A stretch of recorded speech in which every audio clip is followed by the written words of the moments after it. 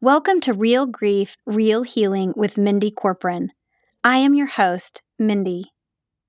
A friend of mine told me in early 2018 that she saw a vision of me with a microphone in front of me. I laughed at the time and said, "I don't see any microphones in my future." Less than a year later, I was recording my first podcast on this show. I'm not going to say, "I hope you enjoy this podcast." My podcast is not truly meant to be enjoyed. Real grief, real healing is just that, real and raw. I provide you an opportunity to learn and share in the grief others are experiencing, and then we share how they are healing or perhaps not. Grief changes each of us in some way. Many of my guests have been encouraged to open new businesses, start foundations, and in general, work to make the world around us a better place. Grief is universal. How we decide to move onward, seeking healing, is individual. A significant part of my healing comes through the courageous kindness actions of others. As you listen to my podcasts, you will hear how you can give and receive courageous kindness too. Together, we are better. Welcome to Real Grief, Real Healing with Mindy Corporon, taking a deep dive into the reality of the difficulty grief brings and offering insight into the healing available to each of us. Today, episode 30, Saving Our Children from Suicide. And now your host, Mindy Corporon.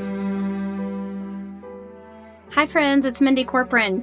Thank you for joining me today.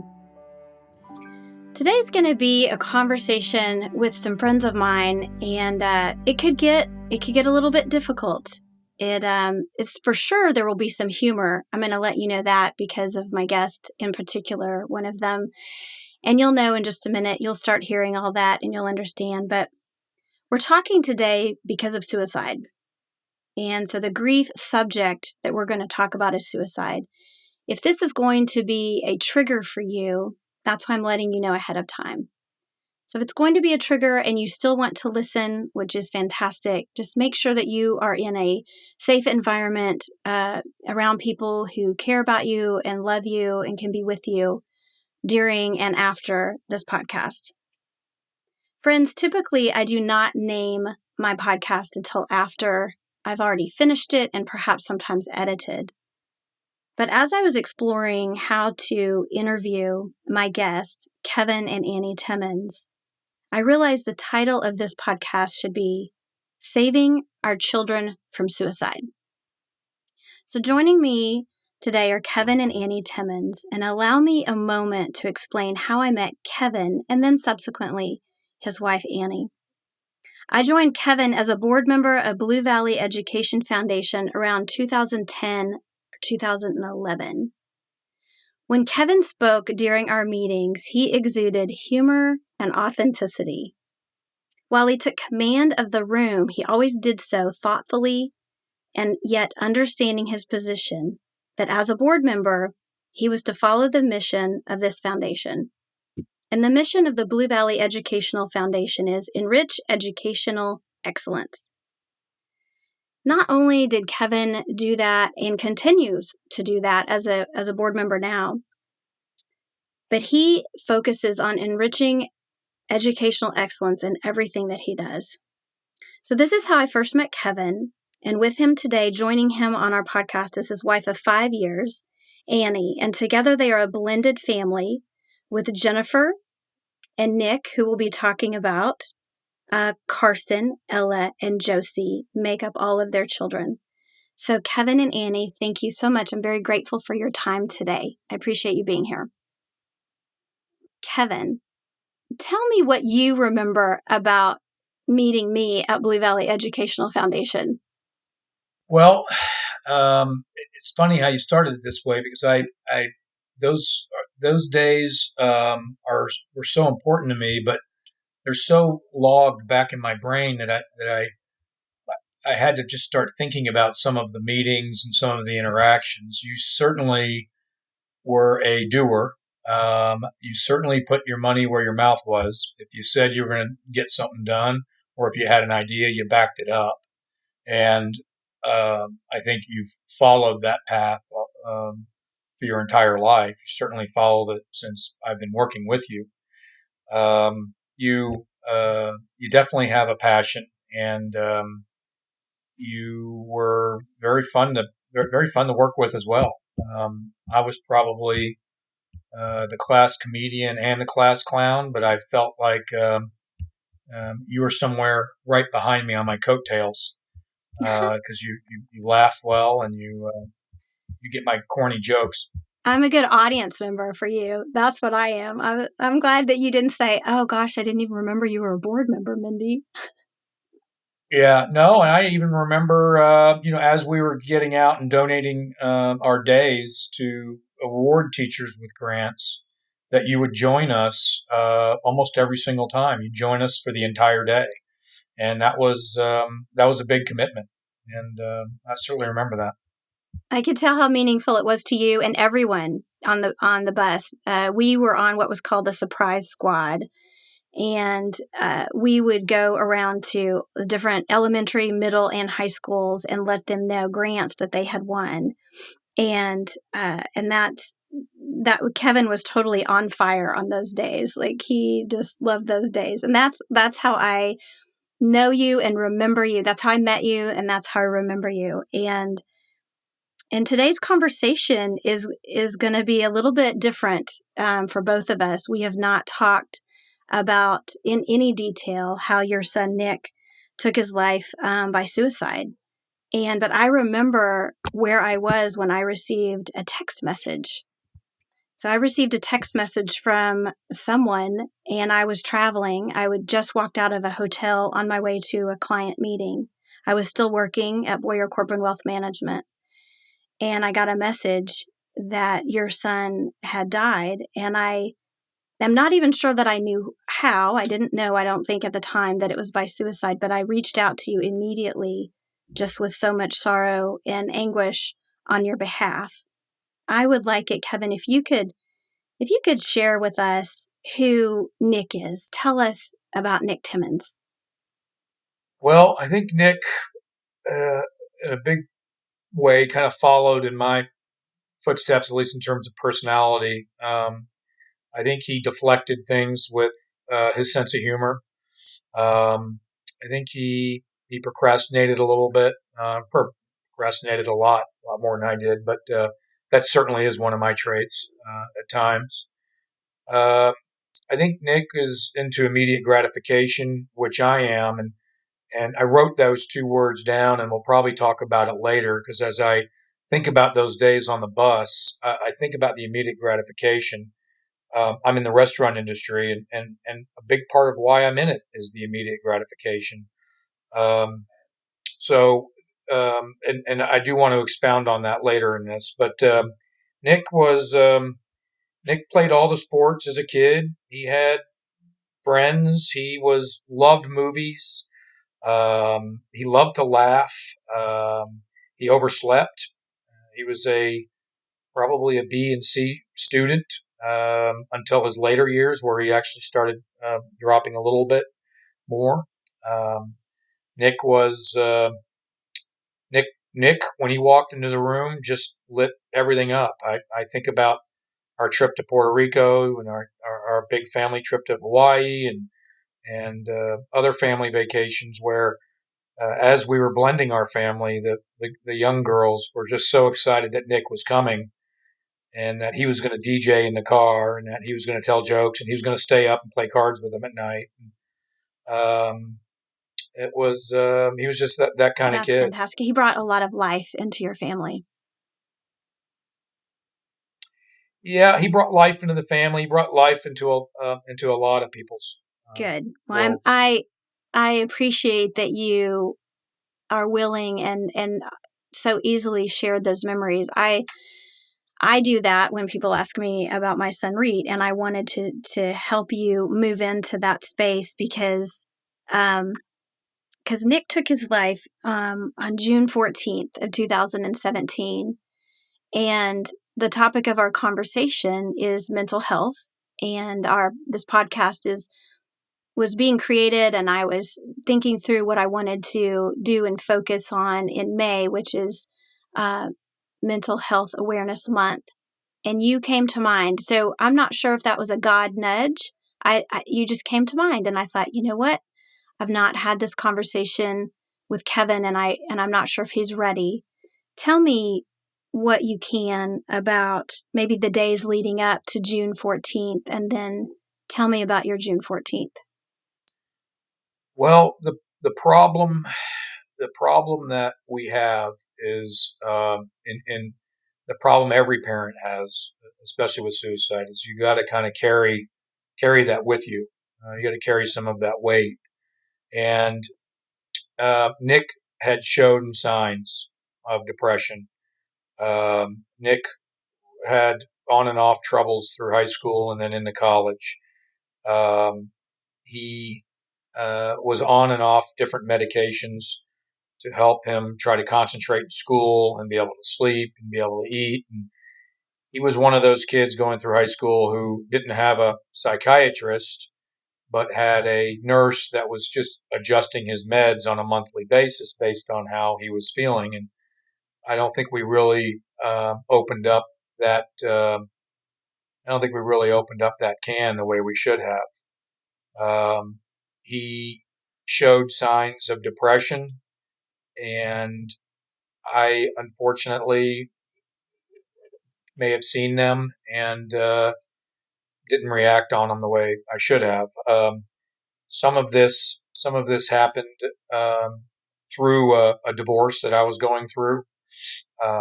So he would stay with me for a period, stay with his mom for a period, and rarely did we get everyone in the same room. And I think, I think a lot of people that are going through those kind of traumas need to be more receptive to how their kids are performing or how they're handling that trauma. So, as as as some parents we've talked to since having suicide will say something to the effect that they didn't see it coming. I've even held their hand before, and I've told them that um, there's a lot of parents that didn't see it coming. But I can tell you what hurts more is the fact that we kind of saw signs and we didn't do anything about it. And that's something we've got to carry with us. Um, and as a result, we've tried to affect other people's lives. On June 14th, I got a call from my ex-wife, and he had uh, he had hung himself in the morning, and everybody shot over to her apartment, and it was too late. Um, and we, as we kind of pushed Nick's body off to that next place for him, um, I got a phone call from Adam Hamilton, and it was unexpected that it happened that quick because I knew he was traveling, and he said a quick prayer with me and told me that another pastor would be calling shortly after that. And no sooner did I get off the phone, but Karen Lampy called me from Church of the Resurrection, and she says, "I'm heading to your house, and we'll meet you there." So, fortunately, well, I didn't know her, and I was not really in a place where I needed someone in my house that I didn't know, and she brought another junior pastor with us. Um, Fortunately, I'll tell you that my wife said we need to spend some time with Karen, and we sat down as a family and held each other's hands and talked through some things. And I just wanted to bury myself in the back of the closet and not think about anything important but him. And she said something profound, and it's something I've told other grieving parents, that we need to open our house. We need to open our house today, and we should put our arms around all those that are grieving as well. And I don't know if it's more of a, it's more kind of a metaphor of us not just opening our house that day, but opening ourselves to others moving forward, which we've done. So I can tell you that day there were hundreds and hundreds of people that came. Easily 100 of Nick's friends descended on our house, and just all kinds of friends from Nick and Jake's and from our family came over, and it turned out to be something we needed. So the it was just horrible, and Mindy, I know how you felt, and I felt for you when we heard of Reed's death, and we put it together that evening. And it's just a horrible feeling. So I think that Karen Lampy um, gave us a bit of inspiration, gave us a bit of drive, um, and just to move forward a little bit with them and the Church of the Resurrection. We engaged in a suicide grief group. Nick's suicide was the sixth in about 8 weeks that the church had to take care of, had to hold funerals for, and upon that, the pastors got together and they formed a grief group, and there were a lot of people the first few weeks. I mean, a lot of people that were grieving, and there were some people that were there who were still grieving after 5 years, and some even 20 years that still attended. Um, but we became close with many of them, and every single Thursday night that we had to go to this group, I didn't want to go, and I tried to get out of it, and Annie made me go, and every single time on the way home, we couldn't stop talking about it, and she she pushed me, and it was good, really helpful to be able to talk and listen to other people's stories. So that was June 14th, and a few weeks after. And if there's one thing that we've learned about grief is there is just no getting around it. No matter how much you try to avoid it because it doesn't feel good, if you don't walk through it, you're just stuck. You're stuck mentally, emotionally. I think it starts to physically manifest itself, and it just doesn't go away.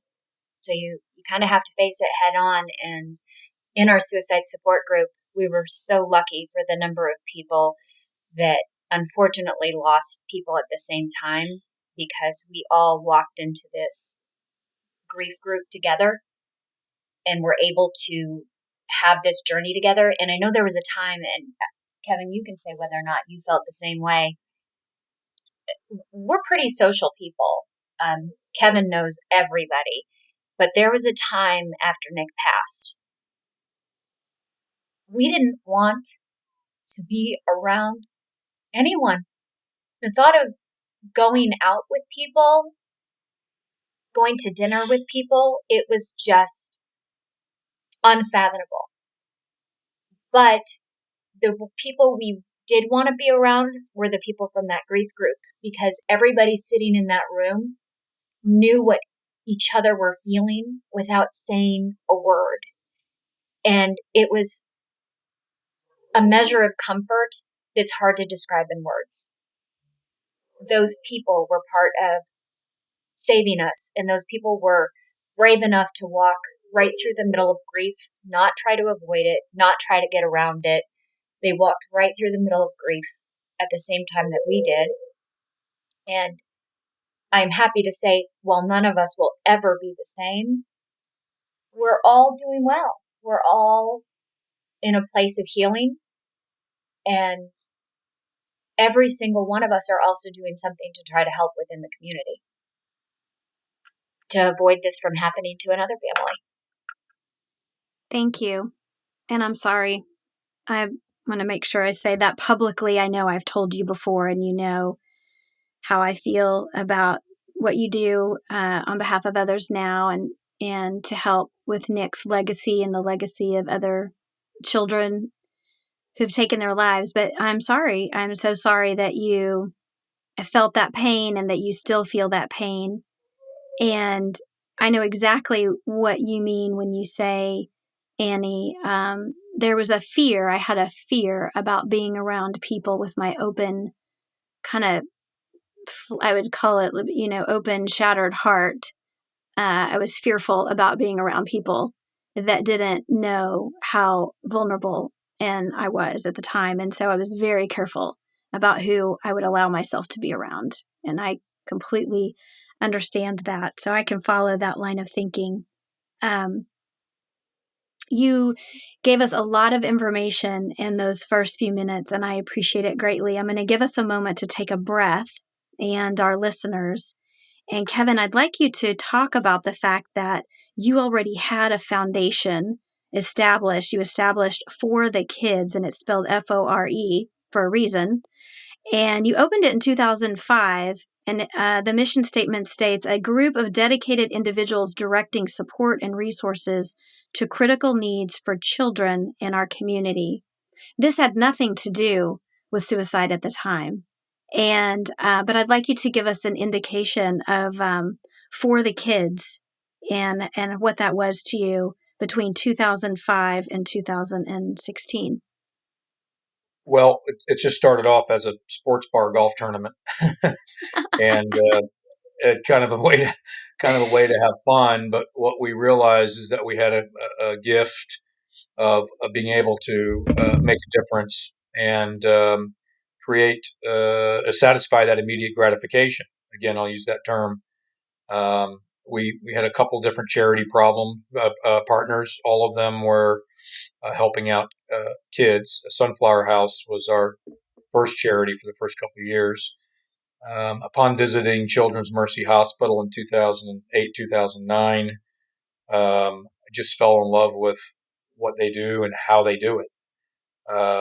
Part of their medicine is making sure kids have smiles, and that they are that the kids and the families feel comfortable when they're in their care. So we kind of adopted a tagline, putting smiles on kids' faces. We went to the hospital, and through the subsequent 5, 6, 7 years, we were doing things that were putting smiles on kids' faces, like arming every single long-term bed on both campuses with iPads, so that kids could watch movies, they could play games, they could do their homework. Parents could update their family caring bridges. Doctors and nurses would use them to explain to parents a little bit about what procedures were going to be happening the next day, so forth and so on.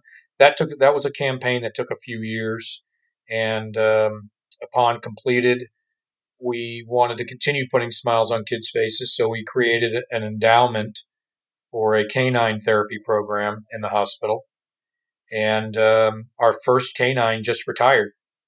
Hope and Hunter were both cruising the hallways, but Hope just retired last week, and they're bringing another golden retriever in. So imagine your child getting a blood transfusion, and there's a golden retriever sitting on the bed, and the child leaves, gets the blood transfusion, and then rushes down the hallway to see the dog waiting on them to return.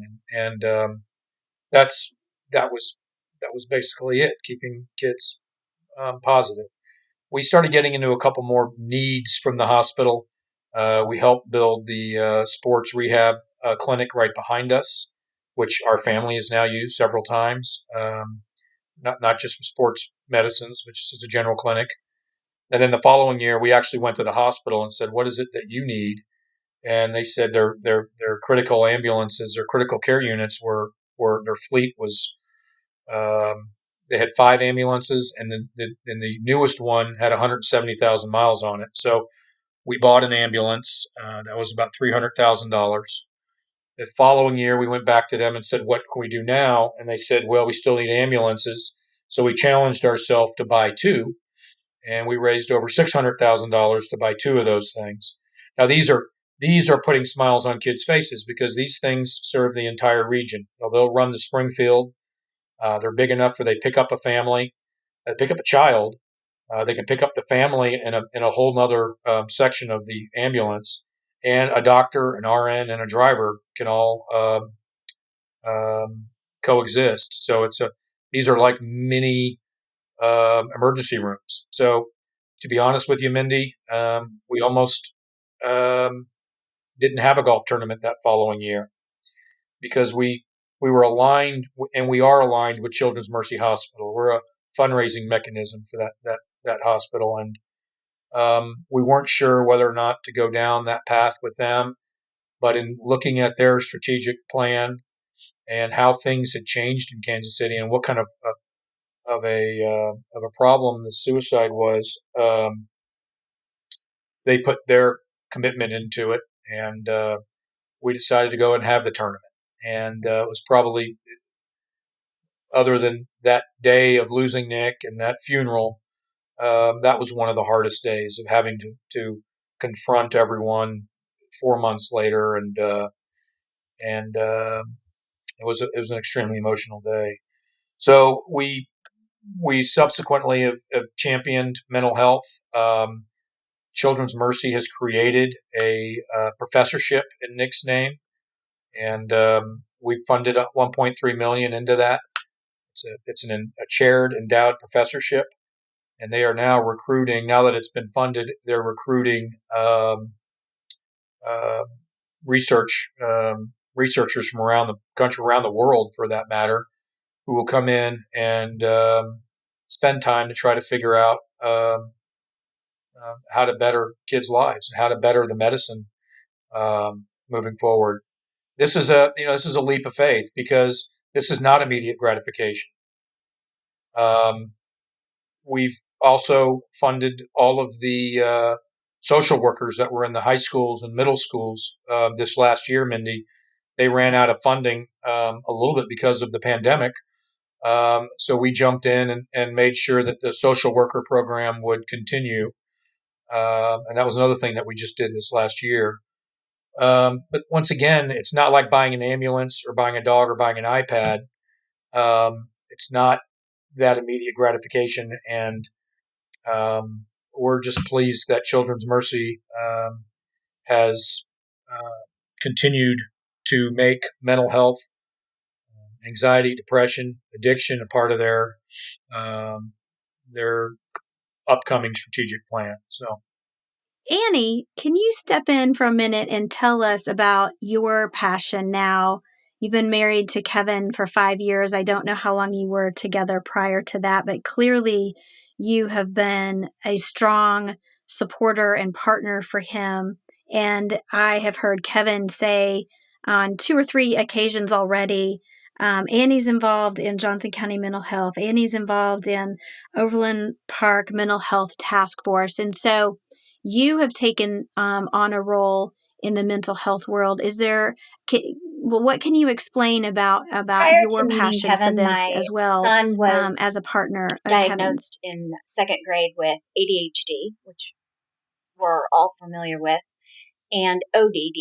I had never heard of ODD before. I didn't know what it was, but something about the paperwork that we filled out in all of the assessments that you fill out and that the teachers fill out, it came back as ODD, which is oppositional defiant disorder.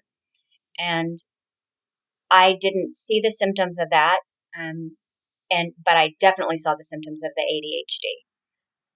So we went through a terrible divorce, and I think that when you're talking about nature versus nurture, there was a part of Carson that has what I consider to be a brain disorder, that is a mental illness. And I think that the genetics were there, but our family situation, I think, exasperated the symptoms.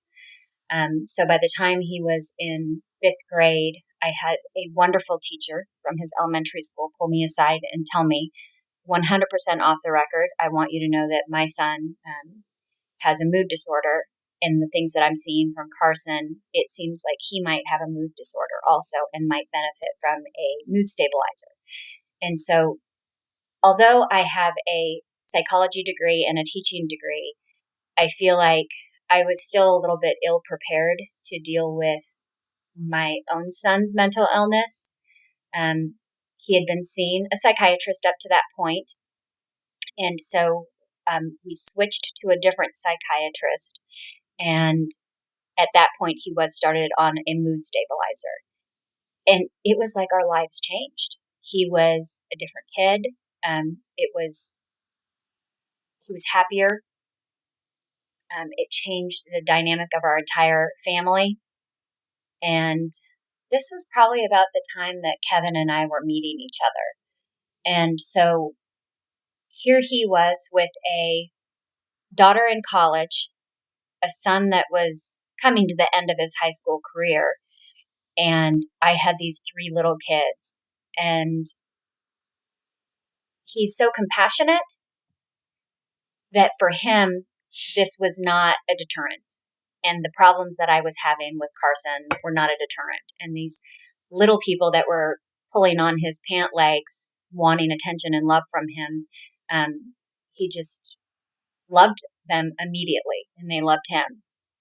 So as Carson continued with his medication, he started to develop some problems with that medicine, and he had to be taken off of it immediately. And that was the beginning of our medicine roller coaster. And parents that have kids that have been diagnosed and misdiagnosed and re-diagnosed understand this roller coaster of medicine, because it's just a guess. All of the doctors are doing their best to assess which medication would help. But at the end of the day, there aren't a lot of tools that tell them exactly which medicines to use for what. So even though he was on an antidepressant, he was basically on nothing because his body wasn't really using the medicine like it's supposed to. So one of the things that For the Kids has in the past put money toward is parents that can't afford to have genetic testing because insurance doesn't cover it, paying for that genetic testing. Because I feel like that is one of our first lines of defense is, would things have been different if 2 years prior we had done the genetic test and known that that medicine wasn't working for Carson? Would we be dealing with mental health issues only instead of mental health and addiction issues? I won't ever know, but I do think that it is a tool that isn't used enough, should be used more. It's not the end all be all. But I think that we have to use every tool in our arsenal when it comes to mental health. So when this happened with Nick, the ironic thing was Carson had just gotten home from inpatient treatment out in California. And there's very limited options for mental health treatment for minors in the state of Kansas. And when I found this place out in California, I searched. So Carson left school one day and put something on his Snapchat that he was going to kill himself. I was teaching at the time, and I never had my ringer on while I was at school because I didn't want the phone to bother me. And I was doing special ed that day, so I was just in a room with one other kid, back to back to back all day long. And one of the kids had an event going on in the classroom, and so he had to cancel. The teacher had kept the child. And I happened to look at my phone. It was face up, which I never did that either because I didn't want the kids to see something that came through and or to distract them. And it was Carson calling in the middle of a school day. I answered it. He was sitting outside of his dad's house. His dad had a code on his door. He had left school, walked to his dad's house from the high school, And his plan was to take whatever pills he could find and take his own life. And for some reason, and it is a total God thing, that code didn't work that day. And he couldn't get in. So he called me. I picked him up. We immediately drove over to the school so that they knew that he was okay, because at this time, other kids had told him what was going on, the school, what was going on. So they said, go to Marillac, which is what everybody says in the state of Kansas, which is why I'm a huge believer that we need to put money into the University of Kansas health system, because that is one of their pillars, is mental health. They have committed to, even though Marillac does not make them money and their treatment programs for behavioral health do not make them money, they have committed that that is going to be something that they continue to grow and put money into. So I'm a big advocate for them. So when I went to Kevin and I said to him, they take insurance, but it has to be paid in advance. This is the place that I found, but this is how much it is. This, to me, will always be the picture of who Kevin is. He said, I don't care how much it is. Pay the money if it's going to make Carson better. And with that, Carson went to treatment. And so Nick, that's the part that frustrates me, is Nick knew that we would go to any end to help him deal with what he was feeling. But he just never came to us to give us the chance. And part of that was Nick's personality of wanting to make people laugh, wanting to make people happy, and to take down that mask of funny guy, class clown. I think he got so deep in that persona of being the funny guy that it just seemed impossible to take that mask off to say he needed help.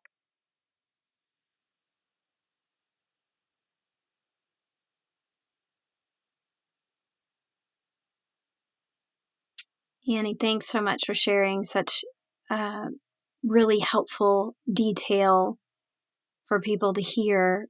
And thank you for what you've shared. What I need us to talk about, and I know our listeners want to hear, is where you are today, both of you. Do you have another golf tournament planned? Are you still engaged with Children's Mercy? Where are you now? And Kevin, I have to ask you the question because you wanted to talk about it. Tell me about immediate gratification to you and that importance of those two We words. own a restaurant, and all through my restaurant career, as hard as the day may be, or as long as the hours are, you always know you can walk out in the dining room and put a smile on somebody's face. You always know you can make their day. You always know you can buy them a dessert or a round of drinks or take care of their entire bill if you want. You always know you can tell them a joke. You know you can increase the level of service and make their dinner incredible. It's not like that with mental health, and we've had to take kind of just a step back to pause. And our foundation now is in a growth mode as a foundation. We now have an executive director that will be kind of overseeing the golf tournament and overseeing our board of directors. You've been on boards before, I know. We've had a board meeting every month since our last tournament in October. So that's 6 board meetings. That's more board meetings than we've had in the previous 5 years combined. So we've added to the board. We've kind of done a rebrand. We've updated not just our logo and colors, but we're working towards a website that not only talks about the fundraising aspect, but may also provide resources for those and other things. So we've been primarily a fundraising group, and we're going to continue with that, but we'll be more than just a golf tournament. We're really interested to see how this year ends. We're going to be interested to be kind of working with Children's Mercy to see how we can, how For the Kids fits in their mental health pillar. Their strategic plan has 5 pillars for the hospital for the next 5 years, and one of those 5 is mental health. And that's new for them, that it takes on that much weight. So the engagement all the way up to the CEO has been very high right now, and we're hoping that there is a combination of both slow growth in trying to help mental health, but also immediate help, and immediate gratification. And that's where Children's Mercy is trying to figure out what their role is going to be in that. So we're just kind of trying to work on our own infrastructure right now, and we hope for we'll hope for good things this fall.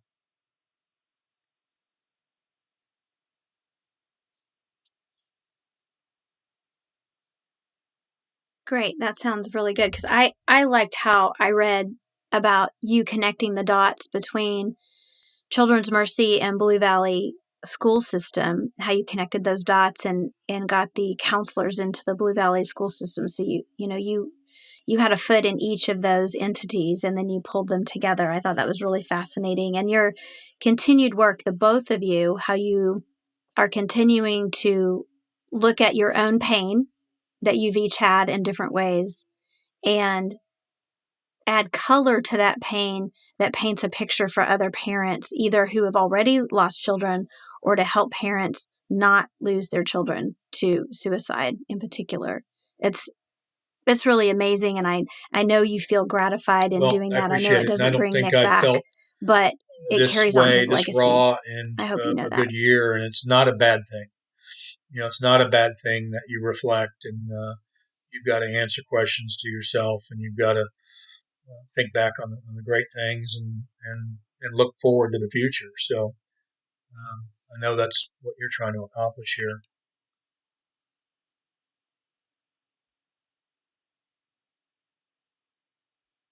That's right. So I want you all to think of one or two things each that you would share with other families or parents, either something you've done or learned that you would share and the process of healing. What has been, you talked about the grief group, and so that was wonderful advice. What other modalities of I feel like healing I'd be remiss if have I either didn't of you say found in the last several years? we are so far from having all of the answers. Even with everything that we have been through, we still have 2 teenagers at home that struggle. They will never feel like their peers because of what they have gone through. My 14-year-old, after my son had a bipolar manic episode a few weeks ago, and the 14-year-old was here for the entire thing from start to finish, and his manic episodes aren't euphoric. They're an intense rage that's hard to describe. And one of the things that she said to me was, I have friends that understand depression and understand anxiety. She said, I don't have anybody that understands what it's like to deal with a family member that has this severe mental illness. And so they struggle over the loss of Nick, to grasp it, to understand it. They struggle with normal high school and relationship, friendship issues. And we do not have all of the answers. And what I have told my girls over and over again is my psychology degree does not make me a licensed clinical anything. All I can do is help connect them with the resources if they're honest with me and honest with how they're feeling. And I get it wrong all the time. And I admit when I get it wrong, and I try to do better the next time. So just understanding that just because I got it wrong doesn't mean you can't try to do better. And then the other thing for me is my faith. I think that without it, all of this would be simply too much to handle. And I don't quite understand how people without a deep faith deal with grief, deal with loss, deal with traumas over and over again, without having a deep faith that God truly will bring something good from even terrible things. And I feel like that's part of what For the Kids is. I feel like that's part of where both of us are, is God helping to weave good into such a tragedy. On top of everything else, Mindy, Annie, she's going to get mad at me, but every Thursday night she still goes to the church, and she is are you a pastor? No. What are you? I'm a congregational care minister. She's a congregational care minister. She has a name tag. She has a badge. This makes it very official. Yeah, but she is helps with the addiction ministry. And this is a gal that doesn't even drink, and she attends the addiction ministry and helps others through that. A lot of us have ended up reverting to alcohol, and I certainly am one of those. And I'm not past that. I don't know if I drink more now than I did before Nick passed. I definitely know I don't drink as much now as the year after he passed. But medicating yourself is not always the best answer. And a lot of people I have found, as they've gone through this, are resorting to that. And I would just tell you that I wish I was stronger to be able to just pull that out of my life completely. But nevertheless, that's kind of where we're at. The people that we've got to know, even though we don't go to the grief group anymore, we still communicate through email, text, and we still get together for social regularly. And they're some of our closest friends. Yeah, and so we've checked in. We check in with them a lot, and I've got friends of mine that check in with me. Just a simple, we're thinking about you. We've got these bracelets, like a lot of people have when they lose a loved one, and they're trying to remember them and honor them. But I've got people that come in Nick and Jake's and ask me if I've got any extra Nick's bracelets. And Nick's bracelet says on it, and it also says on his headstone, to live would be an awfully big adventure. And that was a quote from the movie Hook.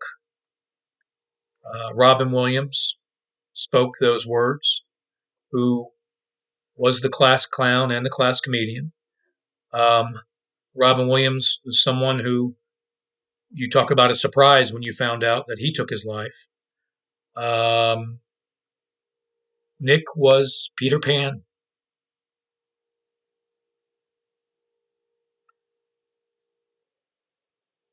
Yeah.